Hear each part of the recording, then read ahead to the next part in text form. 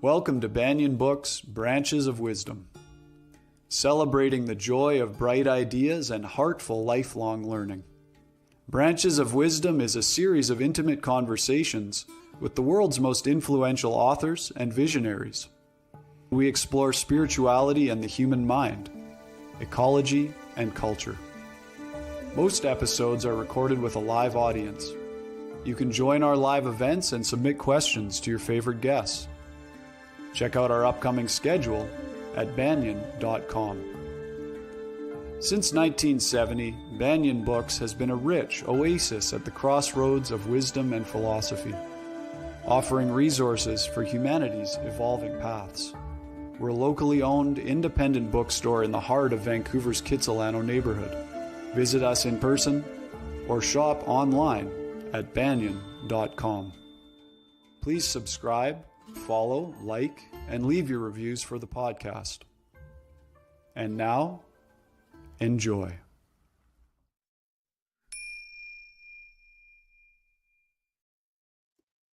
Hello and welcome. My name is Jacob Steele, the events manager for Banyen Books. This evening, we're delighted to host Aida Mariam Davis and Four Arrows in conversation about Aida's new book, Kindred Creation, Parables and Paradigms for Freedom, and as well some weavings of Four Arrows' book, Restoring the Kinship Worldview. I'd like to begin by acknowledging that although we have participants that join us from around the world for these online events, the physical location of Banyen Books is on the unceded territory of the Coast Salish peoples, including the territories of the Musqueam, Squamish, and Tsleil-Waututh nations. If you enjoyed today's event, we invite you to donate to Banyen Books to help support these programs to be free and accessible for all. There's a PayPal donation link in the video description below. Aida and Four Arrows welcome your questions. Please type questions into the chat box at any point during the event. So now for introductions. Four Arrows is a professor at Antioch University, a maid relative of the Oglala Lakota, a member of the medicine horse Teoshpie, and a pipe carrier. He served as the director of education at Oglala Lakota College and fulfilled his Sundance vows on the Pine Ridge Reservation. His numerous books and peer-reviewed papers have made him internationally recognized as a leading authority on decolonization and Indigenous worldviews. He's received the Martin Springer Institute Moral Courage Award for his activism. Four Arrows is the author of Restoring the Kinship Worldview. Indigenous Voices introduce 28 precepts for rebalancing life on planet Earth.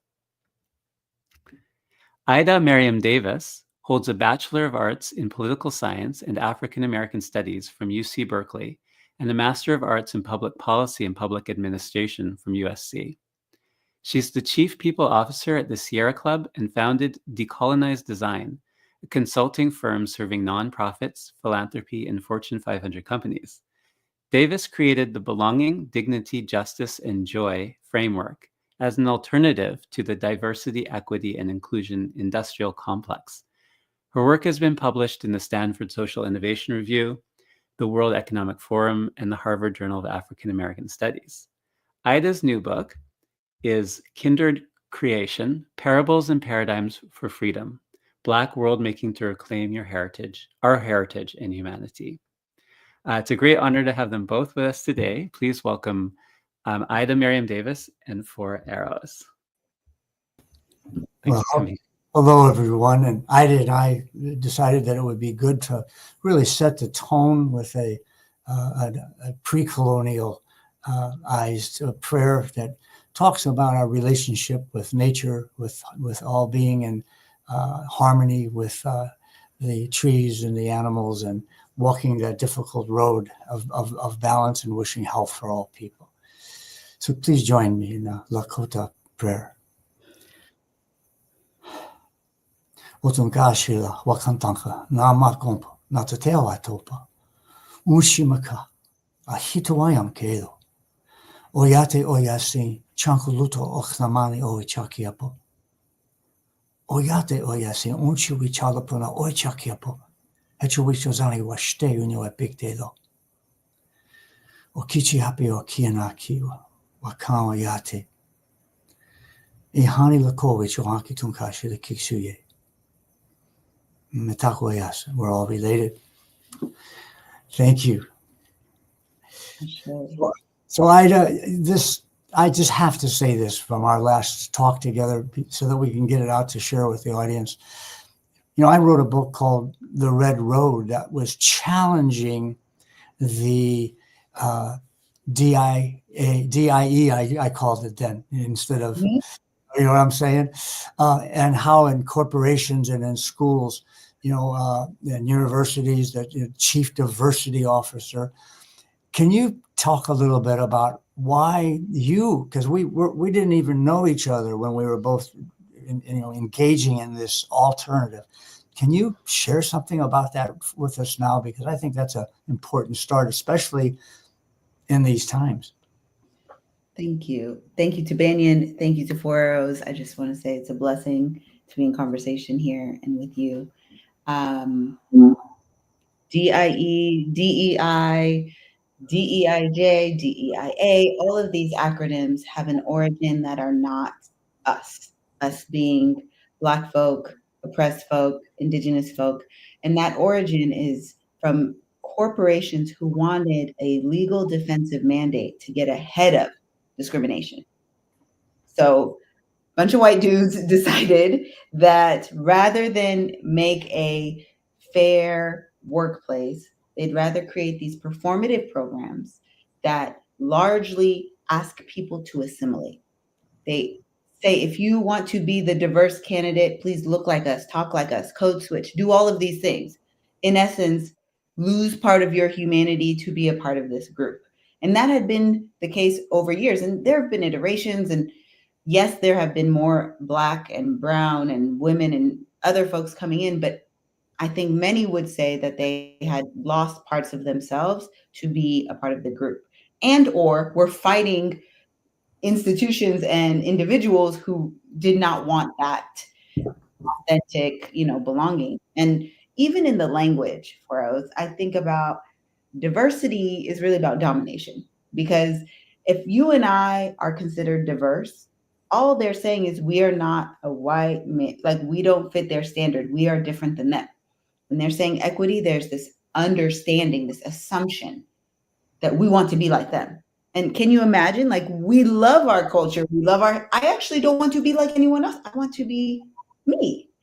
But equity assumes that we are pursuing that. And then inclusion, not justice. Inclusion is saying, hey, you can come to this proverbial party, but at the party, they're still misogynist, ableist, all the things. So the very premise is saying, come be like us. And I think you and I agree very clearly, if we return to our natural selves, that's not what we want. We want things like belonging and dignity that all of our kin, human and non-human, can share. We want justice. And I think chief among that, we want joy. That's, part of our birthright and our purpose on this earth is to experience joy. So I created this alternative just by taking the time to return to myself and the things I want, not what I've been asked. And do you know who was the first group of people to push back on me? Unfortunately, Black men. They were like, DEI is the best thing we have. Please don't ruin it. Don't go. This is not an area that needs disruption. But the superficial, this performative theater, I could not participate in. So I offered this alternative. And, I think folks would love to hear more about the Red Door and those direct connections, because there's not a coincidence that, yeah, it's not a coincidence that the men, I mean, it's in indigenous country, it's similar that women are always taking the lead in these things, and that's historically, but the very idea of hierarchy, which is supported in African American males in many ways in the United States under the Western worldview, the corporations and higher education begin their DIE or DEI. I was calling it DIE because in my book, The Red Road. starts with this hierarchical structure of going out and hiring for twice the salary of anybody that's working in the organization, probably a chief diversity officer. And so at my university, I fought it tooth and nail, just tooth and nail. It's doesn't mean that there's that's not a good person or whatever like that. So anybody that's a chief diversity officer out there, please don't get me wrong. But in the indigenous way, the sense of belongingness and equality, they have to be a bottom-up phenomenon. So the whole industry is just exactly what you said, and that's how it starts. So, and so this idea of returning to a nature-based worldview, a lot of people say, well, isn't nature hierarchical? I mean, dog eat dog and survival of the fittest. No, not if you really study it. You find that it's a completely balanced system. Mm-hmm. And although our ancestors, all of them who lived maybe 9,000, 10,000 years ago, all the audience's ancestors were indigenous, of course. They really understood that we have the potential for dishonesty and greed and hierarchical superiority. That's built into us. And we know that from the animal origin stories that teach us humans this, right? Right. But we followed the teachings of nature in a way that really is exactly what you're arguing with, this idea of belongingness. Well, and something you bring up in your book, and I think have a complementary view, is circularity. And that extends even to time. So even if we think about how the cycle of nature, the cycle of the world, but also the cycle of time. And so we don't necessarily, I think about African time, this concept that I introduced, that is not my idea, but is that Africans don't really believe in the past or believe in the future. We really focus on the past, And part of that Sankofa perspective is we are constantly learning from what has happened and implementing it in our lives. And I think that was a little bit of the wisdom of, what do I want to experience right now in my workplace and my world right now? Not, DEI can be, we'll have these vanity metrics of 50 Black people, quotas, right? Tokens. We'll have 20 this in the future. And then what happens? Trump or someone comes in and says, these are actually bad words. We are going to eliminate everything. And the whole program falls apart, rather than it being a way of being and a way of moving in the world, because time is now. We can't count on that. We're doing it now. How interesting is that, and timely is it for us to be presenting at this time when we have this hyper exaggeration of what's been happening for hundreds of years, by the way. Yep. Trump is just another more obvious, and they're intentionally just trying to break everything apart. But everything that they're aiming towards for this global corporate phenomenon, it's been happening for a long time, and we know that. But the fact that he is attacking the DEI movement is really, people are rightfully upset about it in some ways, right? But I told my wife when it happened, I said, that's it. This is going to be interesting. This is one of the things, in a way, and there's no way, this is probably the most dangerous man on earth with his group right now. But in a way, I kind of agree.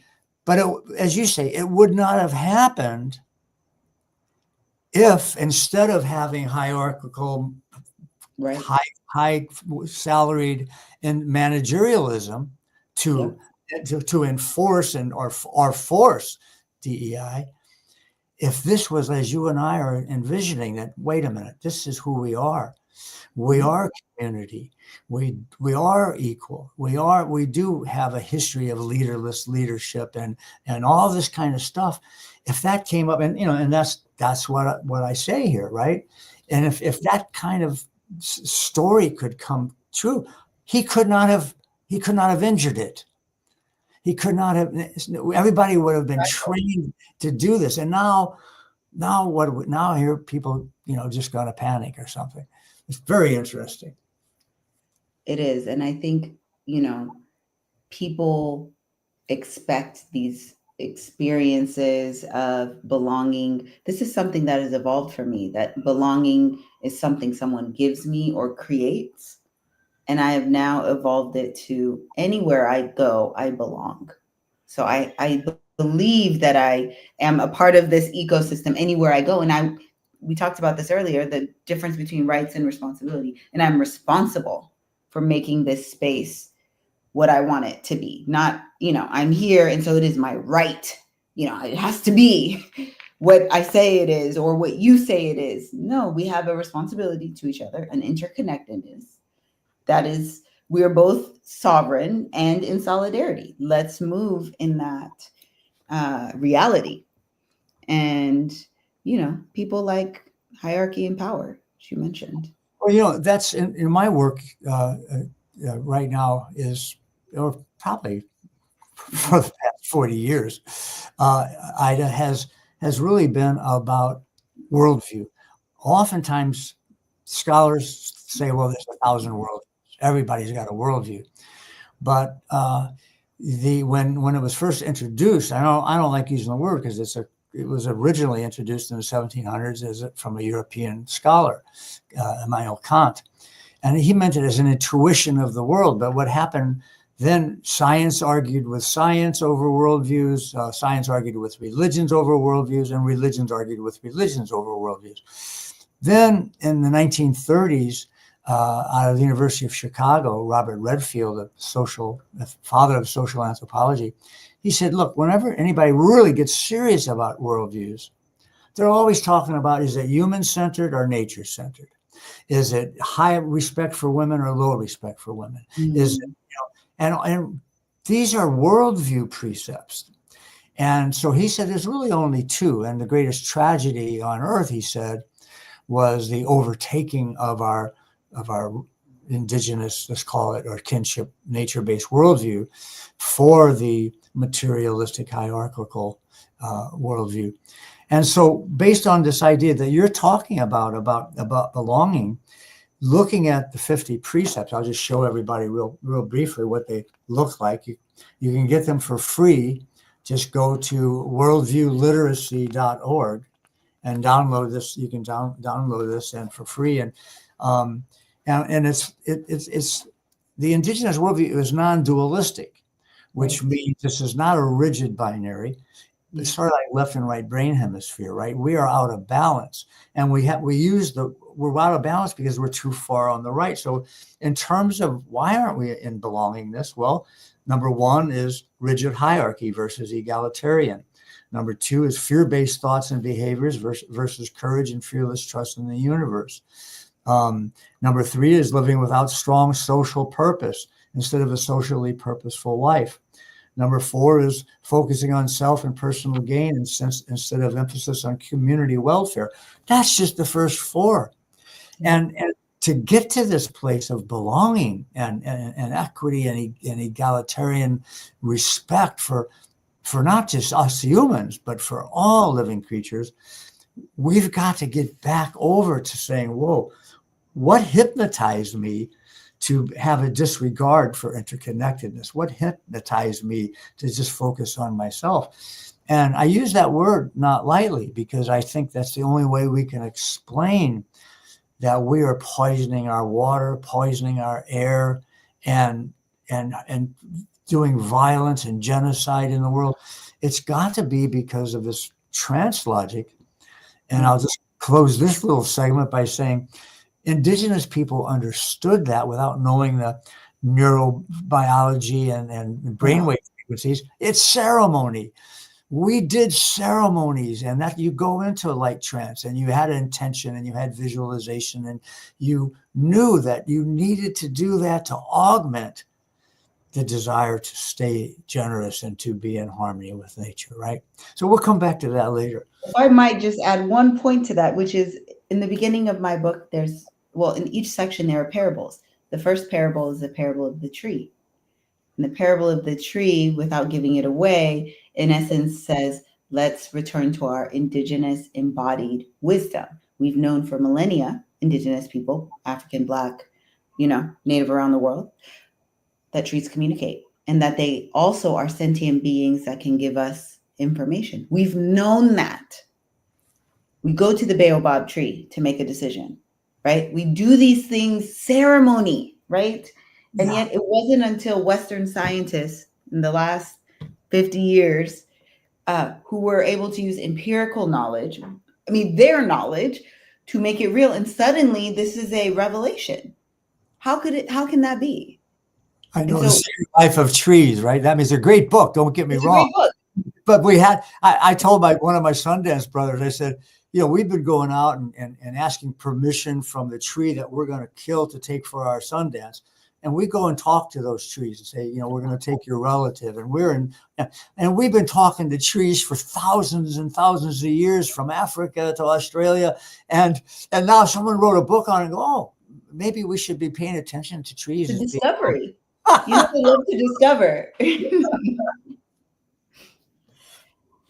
I'm sorry, I had to say that one piece when you said, No, it's so true. It's so true. And, this, we can do that. And for the audience, this isn't just not just telling stories, but, you're talking about parables. One of the probably most pronounced and important of origin stories of indigenous people around the world. And I've looked at many of them. Before about 9,000 years ago, they were all about twin heroes that were complementary. Though they were completely different. It could be a boy-boy, a boy-girl, or a girl-girl story. A sun-moon. One was always the lunar power, and one was always the solar power. And their different characteristics, depending on what unique, diverse culture it was, were very different with others. But they were very opposites and argued sometimes, and just all kind. But ultimately, I'll just give you one little story of the Navajo where the two come to the father. Monster Slayer was the solar twin, and Child Born of the Water was the lunar twin. And sometimes the moon and sun switch from the moon being feminine to the moon being masculine, by the way, in these stories. But anyway, they're fighting the monsters, and the monsters, of course, are our jealousy, our greed, our envy, all the things that we all are prone to do, but is not like in the Abrahamic religions of Christianity, Islam, and Judaism. We're not born sinners. We're born as spirits that are perfect. Even Maslow's hierarchy's got it upside down, yes. Right? He learned that himself, by the way, but he didn't tell anybody because he knew he'd be laughed out in 1936 after he spent 6 weeks with the Blackfoot. Yeah. But yeah, so here is this spirit we can become, and these stories talk about how, in this case, they had to get past the monster. And Monster Slayer says, I'm going to get him with my bow and arrow. I got it. I'm so strong and powerful. And Child Born of the Water says, his arms are so long, I think he'll get the arrow before it gets to him. And so Monster Slayer puts the arrow away. So what should we do, brother? And they had just been arguing earlier. Well, this is pretty serious. So I don't know. I think we should sing to him. So they sing to him, and the monster, not having been treated that way, that's the past. Now jump to about 9,000 years ago, when we started to become independent of nature and superior to nature. That's when it happened, sometime around Turkey, most people say, for various reasons. But in any case, the mythologies kept the twins, but the dominant twin was the solar twin. And in most cases, he either killed the lunar twin, which later became the feminine, which we know what happened to the feminine, which is still happening. And this, like everybody, like it's Cain and Abel, Jacob and Esau, right. Hercules and Iphicles. Everybody knows Hercules, but Iphicles was equally powerful, but in a different way. So we've got to get into this community of understanding, a union of the opposites in some way, even if it's just understanding the low respect for women well enough to realize how important it is to have a high respect for women. Everything you say I want to build on. So please redirect me if necessary. But I think what you are sharing, one, with creation stories and how they are paradigm shifting, but two, the power of language and how we need to be sort of precise with language. quick story about Kindred Creation, how it came to be. University Press commissioned this book to be called Decolonized Design, which is the name of a company I founded, but sort of 2020, would you write a book that's kind of radical? They really sincerely didn't care. And so I started writing the book, and I really cared, just as a contrast. And as I started to write the book, I realized decolonizing design are two concepts that are not central to me. They're not my ministry, if you will. And so I started to think about, and it's so beautiful how both of our books really hinge on the concept of kinship, kindred relations, right? Just the fact, and that's how Indigenous people organize their lives. We organize around our people, our tribe, just relationships. That's critical. And so that, transitioned the name into Kindred. But creation was really inspired by creation stories. We don't design things. We don't design Apple computers, or design is a mechanical term. And really it suffers a definitional dilemma. What is design? Is it landscaping? Is it architecture? Is it nobody knows really what it is. It's just a word that we use in settler, colonial, racial capitalism very freely, that we think it means make something prettier, nicer, better. But creation is about giving something life. It's a life-giving energy, a force. Even the story itself is supposed to be it's supposed to make you think and discover and give you more life. And so I put creation as sort of what the book is inspiring people, I hope, to do, because I wanted to really, in every element, paradigm shift, and just in its physical design, ask people to think differently. Yeah, they're going to be parables, and it's going to be a circular story, a circular book.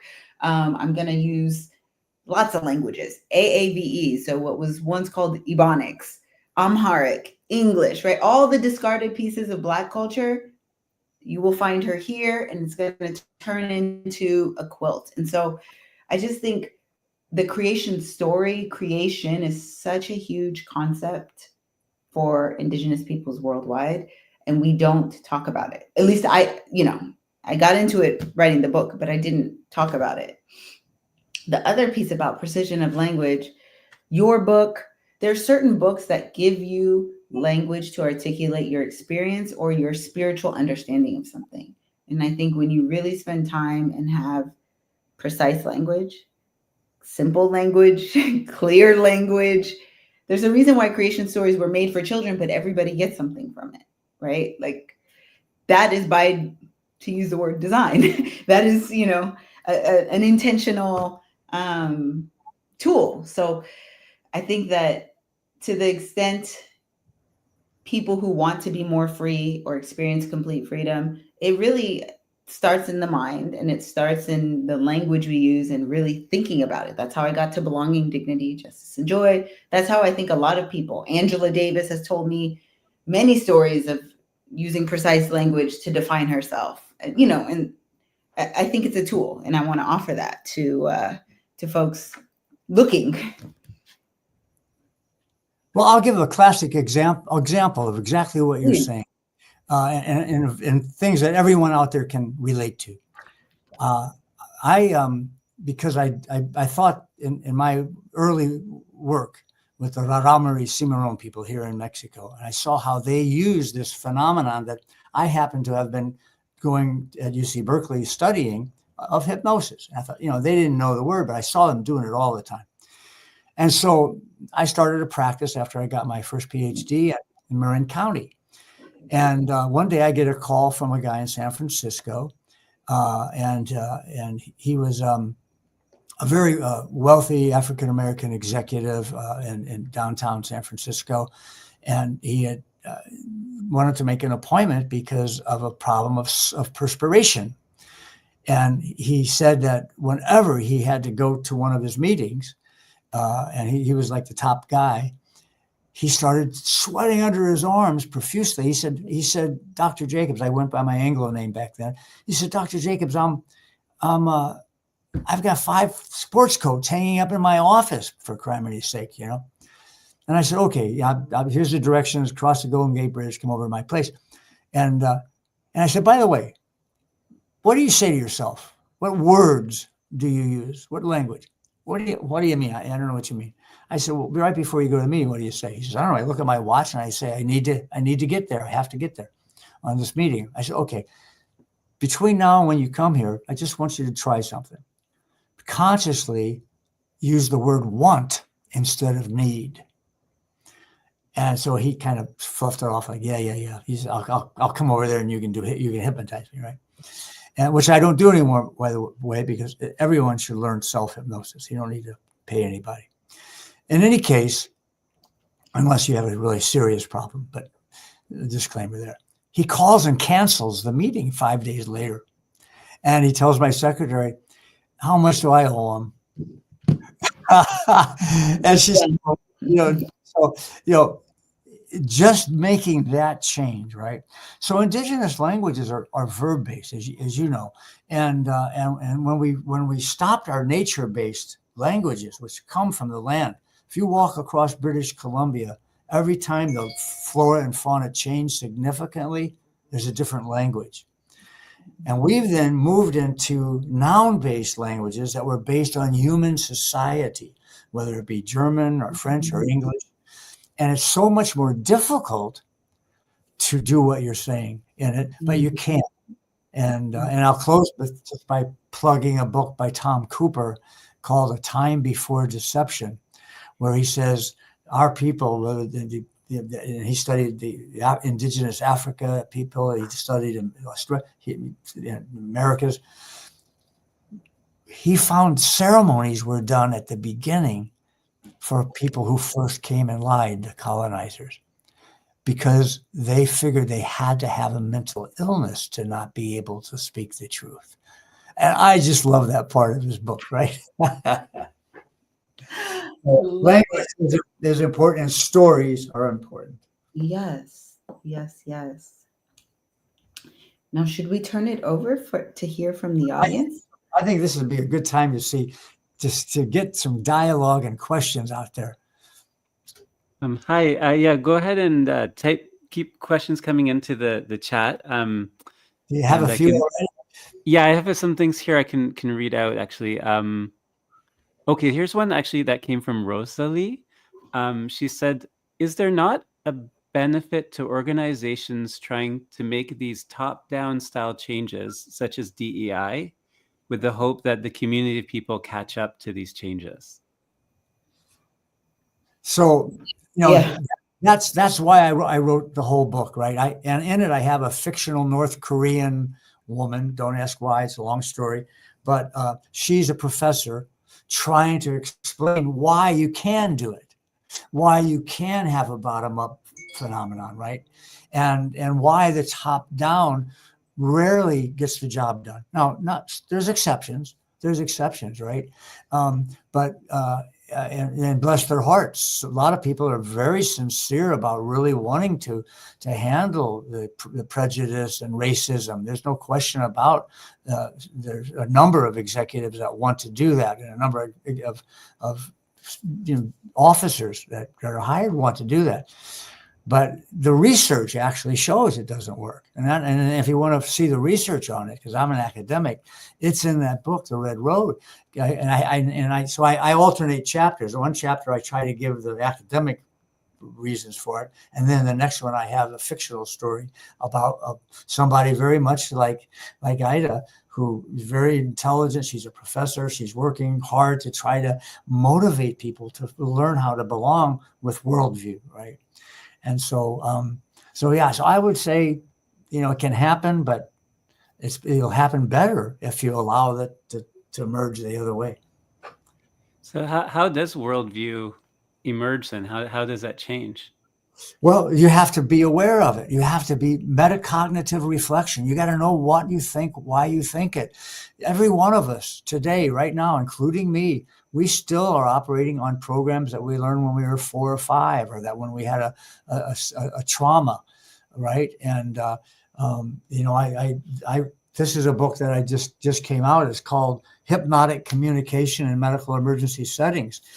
People during times of stress are in a state of hypnosis, and someone can come up and say something horrible, and they'll never walk again, or they can say, "Listen, I'm trained in these things. I want you to listen to me.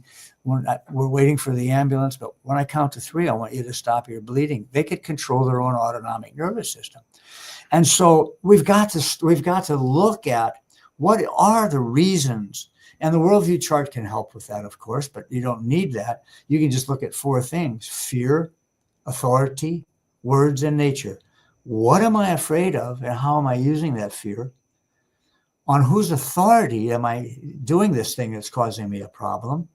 What, to get to Aida's, she's emphasizing, what words am I saying to myself when I deal with this problem, or to others? And how has nature been involved, where I try to learn from it? If you just did those 4 things, and then when you recognize, oh my gosh, I see why I'm doing this, then use self-hypnosis to take care of it. The cat-fawn connection, remember CAT for cat and FAWN for fawn, came to me in a near-death experience kayaking a river in Mexico. And concentration-activated transformation is the self-hypnosis. And the difference in worldviews that relate to fear, authority, words, and nature are the other one, all right? So there's ways to do it, but just like learning anything, you got to pick some up. You got to read our books to start with. Next question. Or did you have anything to that, Aida? Or No, I think that he No, covered it. Yes. awesome. Okay, there's a few things from Yvonne. She wrote, the power over / suffer under dynamic of domination and submission is patriarchal. The power with in the circle of relationship is matriarchal. Indigenous women leaders choose the chiefs. I guess it's more of a statement. Any comment on that? Or? Yeah. Go ahead, Aida. Do you want to talk about it? Or? No, please. Here's a story that's typical. First of all, if you go to the Smithsonian Institute and you want to see the first words spoken by the Iroquois Confederacy when they were invited by Ben Franklin to talk about their form of government, the first words were, "Where are your women?" That's because they made a man come, even though a woman was going to. And when he walked in, that was his words. And so the way that it worked in this balance was, let's say in post conquest time, Lakota wanted to go to war because they had just been attacked and massacred some of the children or something. Well, they'd do a lodge, an inipi ceremony, to decide whether to go to war. But they wouldn't go to war without woven deerskin moccasins that were decorated with chewed porcupine quills. This would be 4 glass beads. The women did their own lodge in those days, and they would be praying whether or not to make the moccasins. And if the man came out and the woman came out, the spokesman, the woman would ask the man, "What did you decide?" "We've decided to attack the fort the first moon." Then the woman would say, "We have so much respect for your courage and wisdom, but we've decided not to make the moccasins," and they would not go to war. This is the power of that this lady is reminding us of, or this man, whoever made the question. Thank you for that reminder. We pray in our 3rd round for women to get their power back in the world again. And I would just add to that, the allegory of creation, being pregnant with possibility, of birthing new life. Those are intentional and very prevalent in the African context, and Black, I would say. But the idea that women conceive, gestate, and birth the kinds of new worlds we need to live in. Everything from here in the United States with the Maroon societies, where literally people were running away from plantations and creating new societies that mimicked almost to the T African villages. So they hadn't forgotten who they are and where they're from. And that was largely led by women. And then you think of Harriet Tubman, who often said, "I didn't dream of more humane slavery. I dreamed of complete freedom." She is the one who, was leading through. And you know how, actually, for us, it's so beautiful. She was put into a trance. She was beat so bad, sadly, by the enslaver, that she started having visions of complete freedom. And that is what motivated her to create and move so many people to freedom. And then in the African context, I think of Taitu, the reason why Ethiopia is one of the only countries in Africa never to be colonized.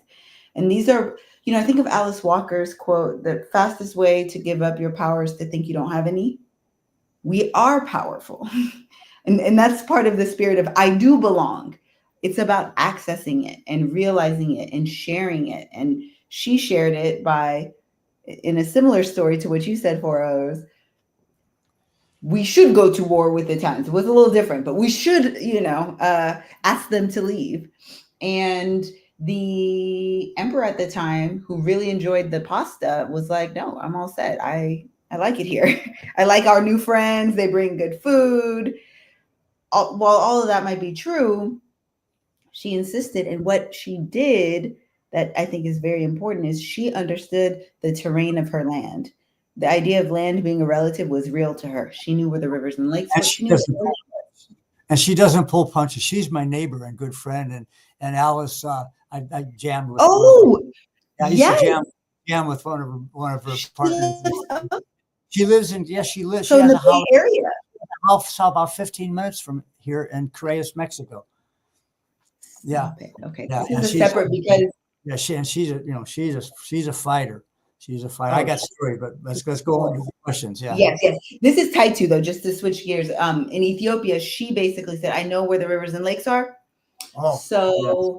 We're actually not going to fight them. We have spears. We don't have artillery. We don't have guns. We don't have the things to fight the Italians that came here in tanks. We don't have that. But I know where water supply is. I know where the rivers are. So they dammed the water supply with just a few hundred soldiers. They didn't even need their entire, fleet. And within 2 weeks, they were on their way home. And so there's also a way of thinking that we should, there's a nurturing nature, and not to employ gender. While gender is a spectrum, there are some elements that I think are matrilineal, are feminine. And so it will help save this planet and our people, I think. And it was proven sustainable for 99% of human history. Yeah. What else we got, Jacob? Do you see activism as like the form of activism that is very like fighting, like us against them, kind of warring kind of energy? Is that do you see that as like a good approach, or do you see it like some other form that's more like a healing or some other kind of way of going about change? War? Yeah, well, war or just battle. I know, not metaphorical. So I have a section in the book is divided into 3 parts: remember, refuse, and reclaim. And in refuse, it talks a lot about resistance and how our minds are wired to think of that as violent or, sort of battle, like you said. And I think we can opt out of that way of thinking. I think that there's struggle. I think that there are, and these I would argue are human experiences. Do I see war in our world? Absolutely. Is this the way it can or should be? I don't think so. Yeah. 70, according to the best research, if we accept it, and we've not been taught this, around 78% of all pre-contact cultures meet the criteria of peaceful societies based on the discipline of peaceful societies. And the stories that we hear really tell about that. For example, in the worldview, when there was conflict, the resolution to conflict was bringing people back into community. Mm-hmm. And one of the stories that Vine Deloria's aunt tells, Ella Deloria, is how two older teenagers got in a fight and one killed the other. And the murderer was put into a teepee for 4 days while the community decided what to do. And to make a long story short, the family of the murdered boy said, "We want to adopt him." So when he came out, he was gifted, because the adoption ceremony is a very sacred ceremony, and the regular adoption ceremony was done. So I tell that to folks, and I went, wait a minute, somebody killed my boy. I'm not going to give him a gift. But the story, goes on that boy really became a great leader, as opposed to what would have happened in other ways. And so when you have those kinds of values, bring it to contemporary times. I did 4 tours of duty at Standing Rock. And my job was to train the soldiers from Afghan and Iraq to go on the line, to tell them, do not fight, do not war, do not intimidate, do not yell. If somebody hits you with a baton or sprays you with pepper spray, get out the milk of magnesia, put it in the eyes of the person, hold the women that are next to you and protect them. Talk to the other people like they're your brother. Say, hey, we're not the enemy. It's the company that's hiring you that's the enemy, right? I saw 18 people put down their shields and they probably got fired for it, right, over the time. So the answer is, that's how indigenous people did it. Now, after conquest, it changed. Everything changed. We fought each other. Wars, because humans are humans, and something got started, and we haven't stopped, right? So that's a heavy question. Thank you for that question. Here's a question from Sophia. How do we navigate grief and repair in restoring a relationship with the more than human world? Oh, wow. Something just happened. Unless you want to jump in, Aida? No, please. So I'm going to talk about what just happened here. 4 weeks ago, a young man from the Midwest of the United States is the boyfriend of a young girl who's 16 and 17 years old, who lives here in Mexico, or, has a home here for the winter. And the boy went with the family of the girl to the beach, Teopa, not too far from here, in Correas. And a riptide pulled him out, and he panicked, and he drowned. We don't know if he panicked or not. Riptides are very strong there, but they saw him disappear. And I was called right away. And the morning of it, I won't give details, right? In the indigenous way, I said, this person is sacred. Please don't be hugging and consoling her right now. She can't touch her. She's very sacred. And that triggered something in everybody, in a way, to recognize that when you are mourning the death of a loved one, your spirit, because we are spirits, right? We are spirits in a body, and those spirits are right there with the loved one's spirit, and they're as close to being sacred as you can get, right? And so we emphasize that, right? And with a fearlessness of death. This is what indigenous people are. This is one of the worldview principles, right? It's this is number 48. The dominant worldview is fearing and avoiding death to the extreme, and the indigenous one is understanding and embracing the cycle of death and dying. And so, you put these things together. And here, these people were indigenous, but after the family of the boy who died, amazing people, flew out, never had met the family of the girl. They both came over and did ceremonies with me in the lodge. We did Inipi ceremonies. And with all of the fear and all of the kinds of things and sadness and pain, which should be there because you lost somebody, by getting in touch with the spirit, spirits actually, I can't talk about what happened in the lodge, but when we got out, I brought everybody to the ocean, and the young lady had been fearful of the ocean the day before. We got her into the water, and just before she decided that she couldn't do this because it was dark, pitch black, stars above, and we're in this ocean, the microluminescence, we got to a place where the light of a little bit of the shore light went away. I don't know if you've ever seen bioluminescence in the ocean. but I've never seen it so powerful. And pretty soon the mother and the girl got together, and they won't mind me saying this. They held each other, and the mother said, he only loved two women, me, his mother, and you. And now the ocean he loves. And she overcame her fear. So I'm just bringing this story to you with a lot of sensitivity and respect, because it's such an important question, and we have so much suffering and trauma that it's unbelievable today. This is something, if we can pass this on and really get into this idea of spirit, which we don't talk about often enough.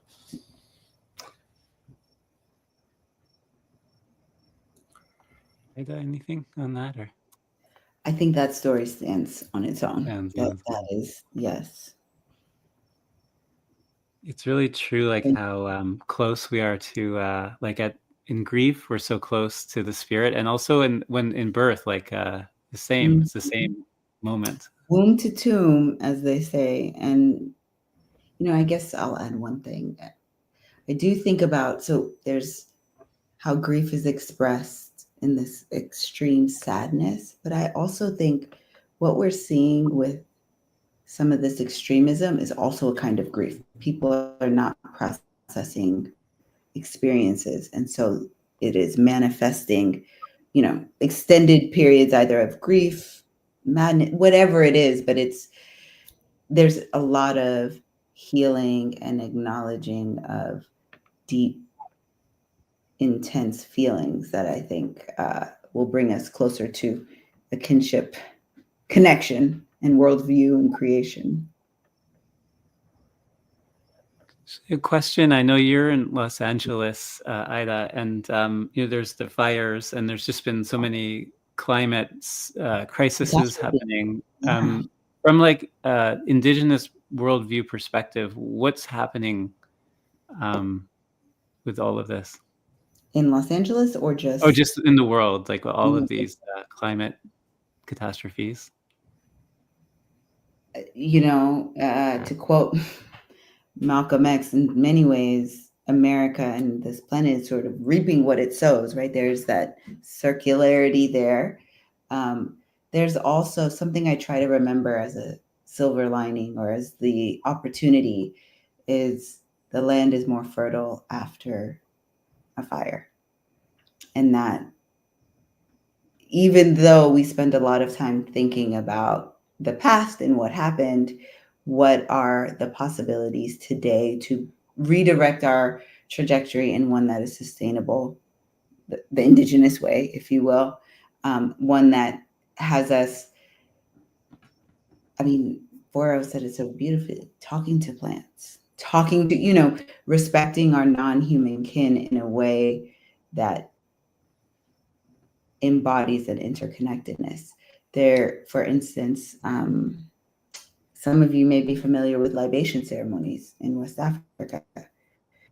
It is a pouring out of water to, strengthen the roots of trees and have this sort of spiritual connection. And one of the arguments I think I'm trying to make in this book is that those embodied ways of being have extended even to today, where in the hood in LA and South Central, people pour a little liquor out for the homies. It's not exactly the same, but the idea, the connection is there. And so I bring that up to say it is within us that we do these things. We move in a way already. It's about the deep reflection. And for us, you had a more eloquent kind of reflective concept you shared, but really thinking about how do we return to caring for our planet in the ways we would want to, if we weren't hustling, if we weren't overextended with racial capitalism, if we weren't doing all these things, if we weren't talking about every crazy thing Trump has done as a huge distraction to the things we could be building, what would we be doing? So yes. Very well said. We have a way of saying this that is, I'll try to say it in Lakota, how kolakpi o kichia makio kipi na layute ya chuke wayo kipi metakoyas. And it's saying to all our all of our relatives, which are the four-legged, the two-legged, etc., that we've got to help each other acclimate and adjust, because the truth is that we're all related. And I think if we have that attitude, then you can actually redefine hope. When you're seeing my daughter lives in Topanga Canyon, and we have right here. Yeah. There's lots of people here who lost homes in LA, but this is happening all over the world. And when we look at that, I'm probably going to get in trouble for saying this because the first time I said it was up at University of British Columbia, and people went from loving me to hating me at this when I said, someone asked me, so do you think if we use Indigenous worldview and really begin to re-embrace it, that we can turn things around?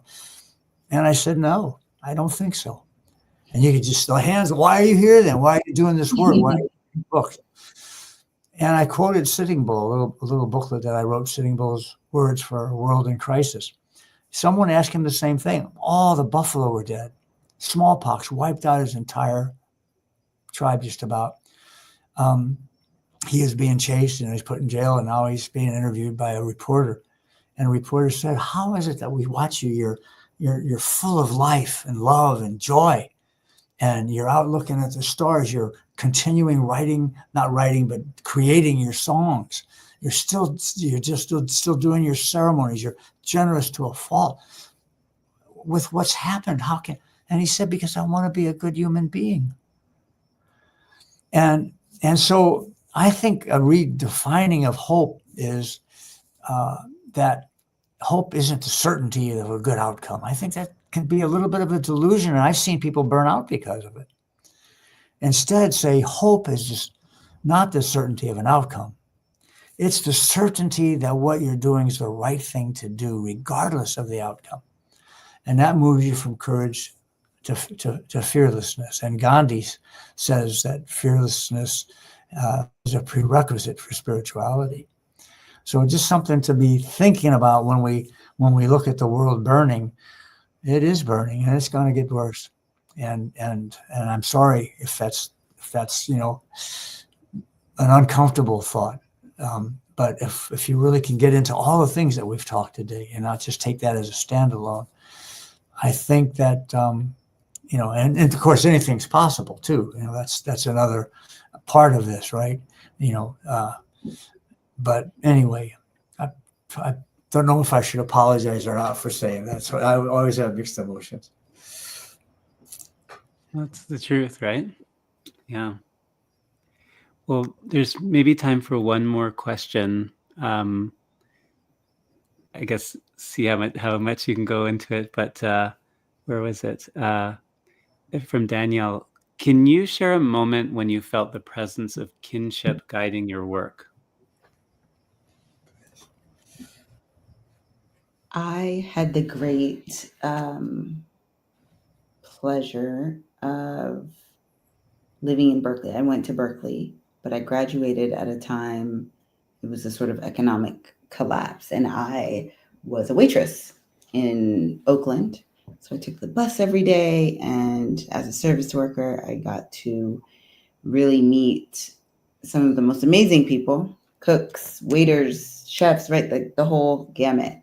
And my experience, I went to this, what was at the time the best public university, and what I thought would be a prestigious experience that only left me feeling like empty and that I needed to assimilate and, sort of lacking worth. And then I came and did service work where just by being there, I was valued. People were interested in my heritage. I felt this deep kinship connection with other immigrant women who worked one or two jobs. This may not be their passion, but they gave it their all. And there was this deep care. There's this concept, promiscuous care, where no matter what they are doing, how they are doing it, I just felt cared for and nurtured and loved. And it's not a coincidence that they were women and mothers, but there were men there too who very much, set food aside for me, just looked out for me in every way. And I think that has been a foundational experience to every single role I've ever had. But more than that, I felt the kinship and connection of everyday people who make this world go round, show me in one of the most exploited situations, right? We were getting paid $2.38, whatever the tipped workers minimum wage was. And yet we found joy and connection and care. So that is one of the things that stand out to me. That's a beautiful story. And maybe we can close with a story about the Trail of Tears and what the women sang to their children. I think it brings that kinship that you felt with humans to a kinship with the world. It's a song that I'll just tell you what it's meaning because we don't have much time. And I often play it on the flute, but just imagine this. The lyrics of this song were women singing to their children, or if their child lost their mother on the trail, because a lot of people died. This is what kind of examples. But did you see those beautiful clouds up above and the animals in them and the shapes in them and how those clouds are keeping their responsibility and giving us rain? And did you see the dancing grasses in the prairie and how they're feeding the four-leggeds who are helping us get through this?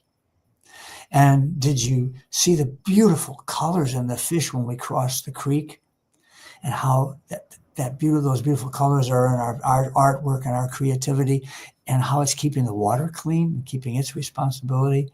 And did you hear the beautiful songs of the mockingbird? It goes on and on and on like that in this beautiful, beautiful song, all right? But just imagine in a situation as desperate as that you can have that kind of kinship with your children, each other, and the entire non-human relatives. Thank you so much, Four Arrows and Aida Mariam Davis. I'd like to remind everybody that you can get Kindred Creation from Banyen Books, and you can also get Restoring the Kinship Worldview from Banyen, and wherever you get your books.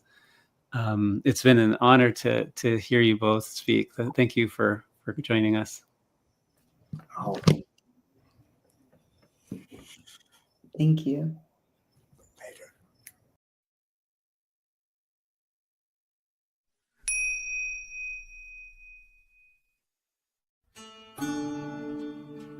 Thanks for joining us for Branches of Wisdom, a podcast of Banyen Books and Sound, Canada's spiritual and healing resource since 1970.